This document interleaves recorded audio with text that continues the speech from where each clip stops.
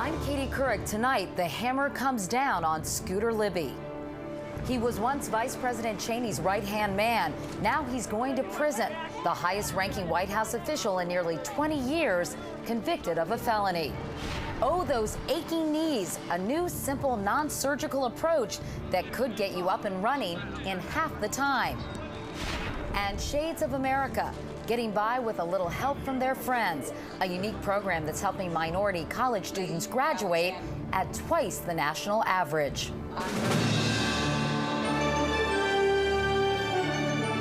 This is the CBS Evening News with Katie Couric. Hello, everyone. Not since the Iran-Contra scandal nearly 2 decades ago has such a high-ranking White House official been convicted of a felony. And today, Louis Scooter Libby was sentenced to 2.5 years in prison in connection with that very convoluted CIA leak case. Libby was not convicted of leaking the name of CIA operative Valerie Plame, but rather of lying about what he knew.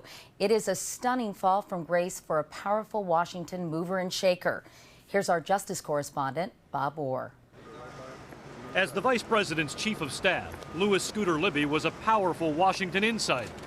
But today, the former White House aide arrived at federal court and meekly pleaded to stay out of prison. Speaking in a soft voice, Libby asked Judge Reggie Walton to consider, along with the jury verdict, my whole life. Libby was convicted 3 months ago of lying to a grand jury and obstructing an investigation into who leaked the name of former CIA operative Valerie Plame. Prosecutor Patrick Fitzgerald told the court today Libby's lies created a house of mirrors for investigators. And Fitzgerald implored the judge to impose a tough sentence to make it clear the truth matters. Defense lawyer Ted Wells cited what he called Libby's exceptional public service to our nation, that he argued justifies a sentence of probation. And others weighed in. More than 160 people filed letters with the court, most of them praising Libby's character and public service. Former Defense Secretary Donald Rumsfeld, Joint Chiefs Chairman Peter Pace, former Secretary of State Henry Kissinger, and departing World Bank President Paul Wolfowitz all wrote in support of Libby. But Judge Walton, known as Longball for his harsh judgments, was unmoved, sentencing Libby to 30 months in prison and a $250,000 fine. Libby's former boss, Vice President Cheney, did not write a letter in support, but did issue a statement after the sentencing, saying, "I remain deeply saddened by this tragedy." A press aide traveling with the president in Europe said Mr. Bush shares that sentiment.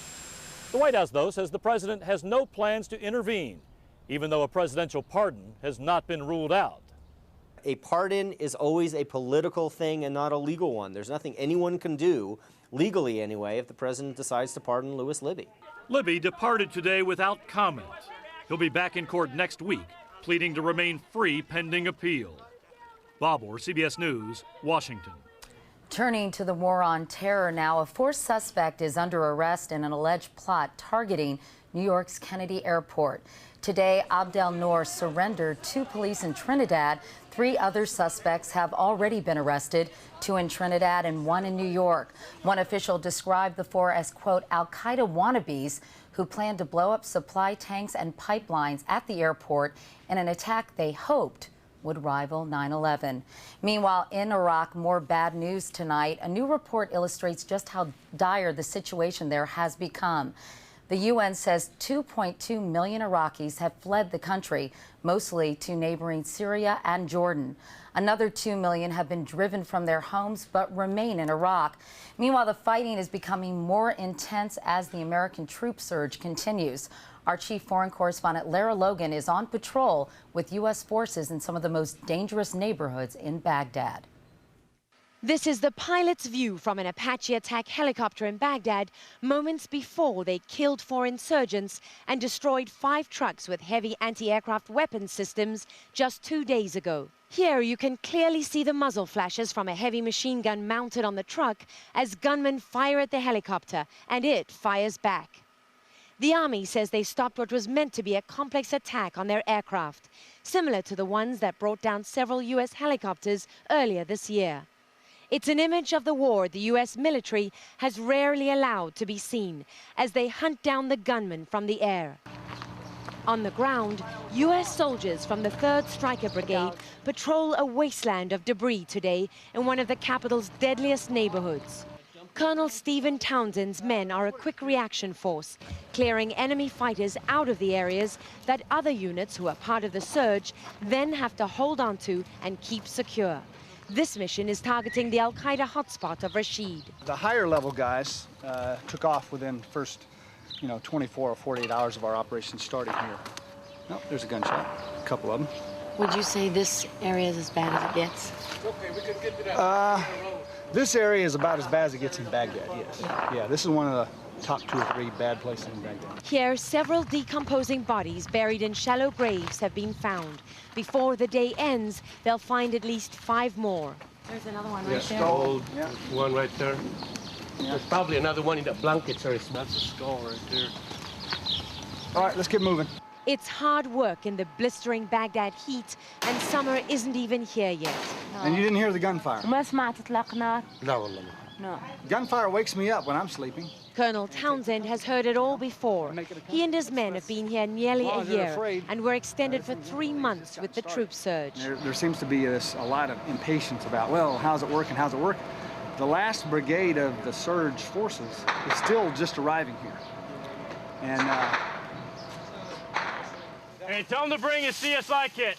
Nearby, surge troops from another Stryker brigade find weapons hidden in the grounds of a Sunni mosque.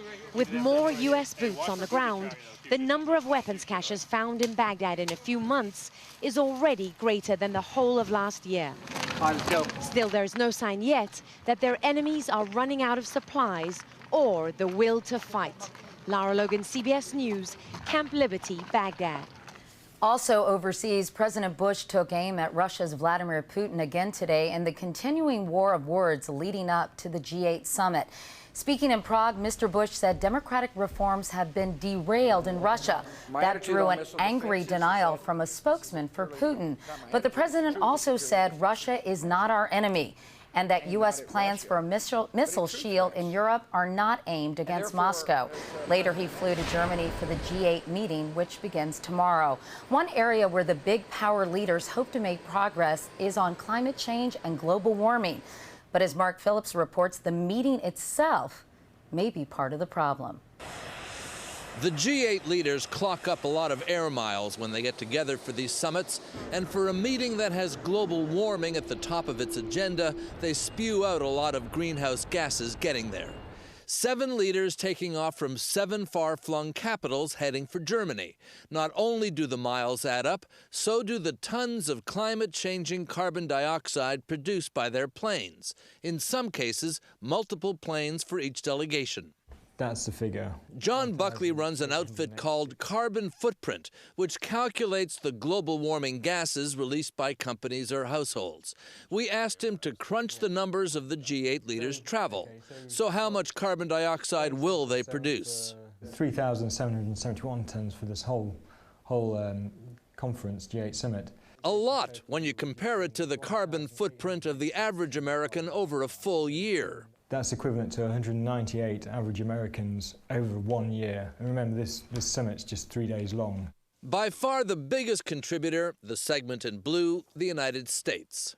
President Bush is actually visiting 6 countries on this trip, and with Air Force One, a separate plane for reporters, others faring around his limos and helicopters, and smaller planes needed for some legs, U.S. presidential trips are by far the most carbon expensive. Some of the countries do carbon offsetting on their official travel, planting trees to absorb carbon from the atmosphere or switching to energy-efficient light bulbs to compensate for the greenhouse gases produced. The U.S. does not. Unless the G8 leaders come up with a carbon-limiting scheme, they'll just be producing another kind of hot air. And in terms of the effect on global warming, the meeting will be a net loss. The pressure on the G8 leaders, like the temperature, is rising. Mark Phillips, CBS News, London. And there's more CBS News ahead. When we come back, we'll introduce you to a new less invasive treatment to repair knees without surgery.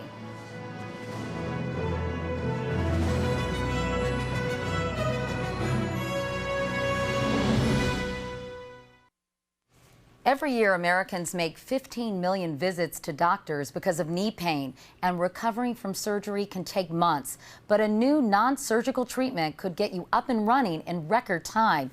CBS News medical correspondent Dr. John LaPook has more. Hit it, Johnny, hit it! Jonathan Bornstein is one of the best young soccer players in the country, named Rookie of the Year last year. But this spring, everything changed when he twisted his knee in practice. I knew, something was wrong, and I knew that, obviously it was going to take some time to heal. Jonathan had suffered a torn ligament in his knee. He would be out of action for 6 to 10 weeks. I was pretty bummed to know that I might be missing the first game, maybe a couple more games. I didn't really think there was going to be much that I could do to get back earlier. 59 cc's. But Dr. Michael Gearhart did. A leading sports medicine expert, he believes we can speed up the body's ability to heal itself with a remarkably simple technique. It's called platelet-rich plasma therapy, or PRP. Doctors spin a few tablespoons of a patient's own blood, separating out the platelets. Normally, platelets help the blood to clot. They also promote healing. And this is the platelet-rich plasma. With PRP, this concentration of platelets is injected directly into the injury. In Jonathan's case, his knee. These platelets are an amazing substance. They're packed full of growth factors or healing factors. And when given into a specific area, you get a hyper-healing response. Do you feel any problem in your knee? No, I don't feel any problem, Jonathan was amazed by his speedy recovery. I was back running in around 3 weeks, and then I was ready to play in about 4.5, 5. Doctors are now taking first steps to move this treatment beyond the world of the elite athlete. The hope is the same technology that allowed Jonathan to get back to the field so quickly can now be used to treat injuries in weekend warriors as well. Ow, right there. Right in there. Yeah. Anashay Amory is trying PRP as a last resort to help his chronic tennis elbow and painful knee tendinitis. He is one of the few patients to get it so far. Clinical trials are now testing its safety and effectiveness. Reported side effects are minor. The biggest complaint so far? Needles hurt. It was just pretty painful, but it's nothing you can't bear. And was the pain worth it? Oh, definitely, They say no pain, no gain, so I definitely had some pain and there was a lot of gains. The hope is that if PRP can get an elite athlete like Jonathan up and running, it can help the baby boom generation and their creaky joints get back in the game. Dr. John LaPook, CBS News, Los Angeles. A weather emergency in the Middle East that could affect us here in the States. The strongest cyclone in 60 years has hit the Arabian Peninsula with winds of over 100 miles an hour. It's expected to miss the Gulf's biggest oil installations, but southern Iran is next in its path, and some analysts fear the storm could lead to higher oil prices. Meanwhile, pictures of Fidel Castro, the first in 4 months, showed up today on state TV in Cuba. The 80-year-old Cuban leader appeared to be in good spirits, talking with the leader of Vietnam's Communist Party. Castro hasn't been seen out of the hospital since he had intestinal surgery in July of last year. Meanwhile, in other news, Virginia Tech said today it plans to reopen part of Norris Hall later this month. That's where Sung-Wee Cho shot and killed 30 of his 32 victims before turning the gun on himself. The university says the building will be used for offices and laboratories, not for classes. When we come back, it seems like such a simple solution, you'll wonder why it hasn't been done before. Succeeding at college thanks to a little help from your posse. First, though, it's graduation season, and this week we're sharing some of the most inspirational commencement addresses. Tonight's message: don't quit. I went on 11 managerial interviews and was rejected on each one of them. Well, it was their loss, but the excuses were different, but the results were the same. No job for Willie Randolph. But I wouldn't let the rejection stop me. I knew in my heart that one day I would be a major league manager. I'm sure that some of you will get the job you want right away. But for others of you who might get rejected, keep fighting back like I did. Quitting is the easy way out. The second factor is perseverance, not just the ability to work with great determination, but more importantly, the ability to handle rejection. Your ideas are going to be laughed at, your papers are going to be trashed, your designs are going to be dismissed, but you cannot quit.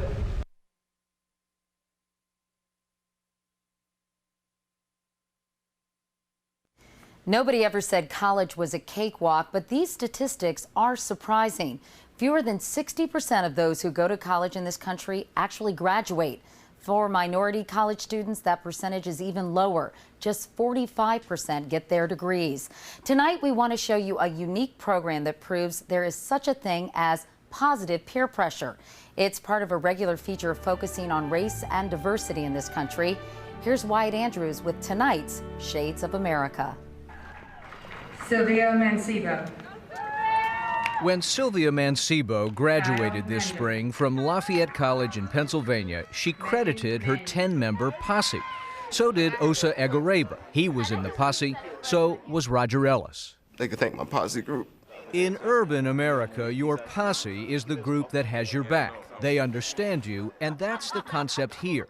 This group was picked 4 years ago by the Posse Foundation in New York. Are you coming to the reception? The students are all from the inner city, almost all minority, almost all low income, and they got scholarships to go to Lafayette together. They absolutely can succeed at great schools. Founder Deborah Beal started the Posse Scholarships after an inner city student told her he would have graduated college if he had had his posse. And we thought, what a great idea. Why not send a posse or a team of kids together to college so they could back each other up?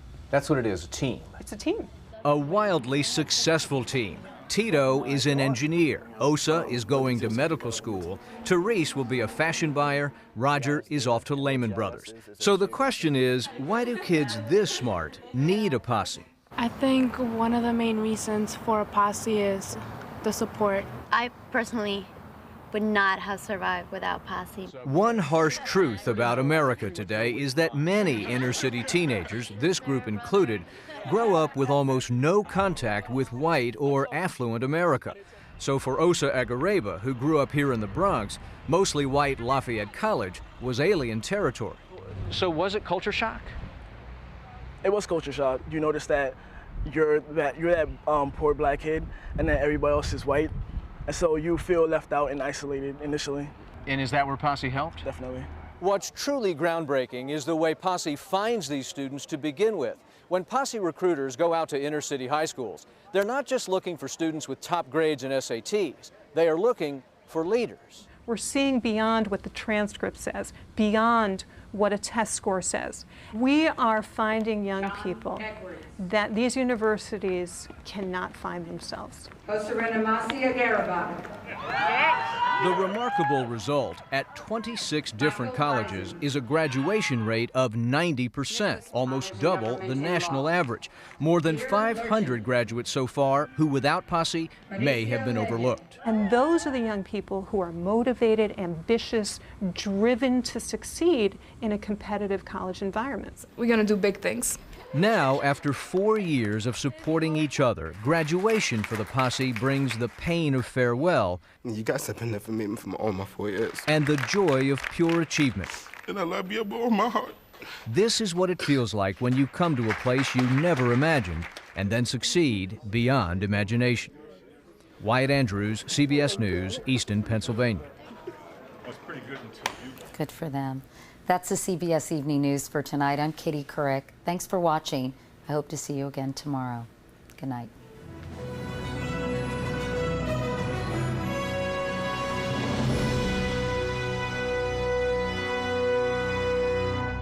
CBS News. See it now, anytime, anywhere.